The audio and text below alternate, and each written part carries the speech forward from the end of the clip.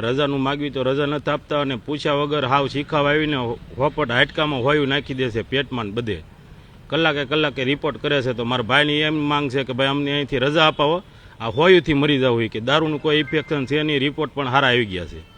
એ મારી એ માંગ છે. અને ટાર્ગેટ ડાયરેક્ટ બધા રાજકારણીઓ એ કરે છે, સાંસદ સભ્યોનો એ કરે તો ભાવનગરમાં 400 અડ્ડા હાલે છે, ત્યાં કેમિકલના ખુદ દારૂ બહારને આવીને બનાવી જાય છે. પહેલાં એ બંધ કરો. ખાસ કરીને જે રીતના તમારા ભાઈ છે જેમણે દારૂ પીધો હતો, ક્યારે દારૂ પીધો હતો, એને કોઈ તકલીફ થઈ હતી કે કેમ?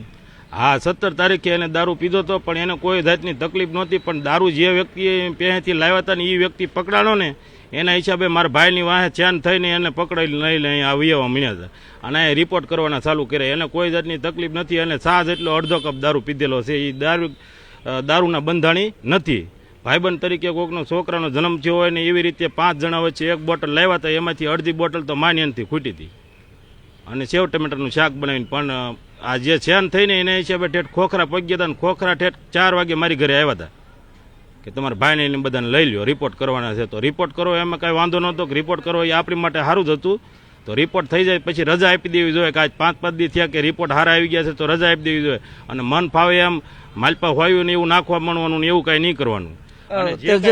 લેવા આવે પોલીસ અધિકારી જે વારા ફરતી આવવાનું અને પોલીસની વર્ધીમાં આવવાનું ફરજિયાત રાખો. અમને ખબર નથી પડતી કોણ નિવેદન લઈને વહી જાય છે, આતંકવાદી આવે છે કે હું રિપોર્ટ લઈને વહી જાય, અમને ખબર પડતી નથી.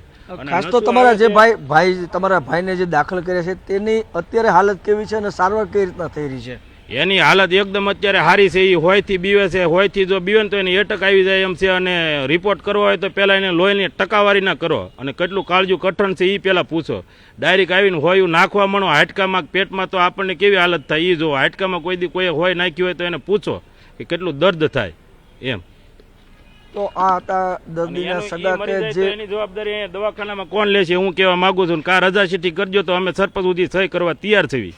અમારે ચારેય પરિવારને બધાને રજા આપી દો. ઘરે બધા અપાસ ઉપર ઉતરી ગયા છે, એ ન મરી જાય તો એની જવાબદારી કોણ રાખે એ કહેજો. અને અમે આત્મનિર્ભરતા છીએ, અમારે સરકાર નથી, અમે સરકારના ગુલામ નથી. અમે તો અંગૂઠા મારીને સરકારને આગળ લઈ ગયા છીએ.